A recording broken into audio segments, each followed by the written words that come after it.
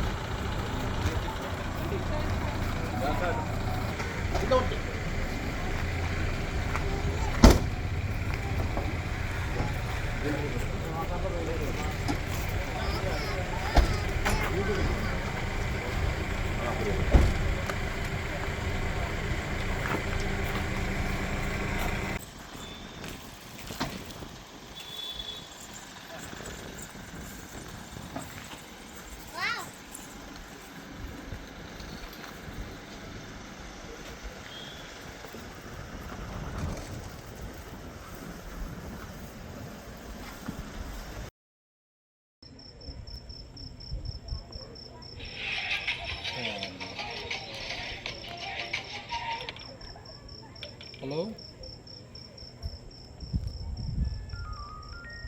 నాన్న, నేను మళ్ళీ చేస్తాలే కొనబడతాం. నేను మళ్ళీ చేస్తాలే కొద్దిసేపు ఆగి.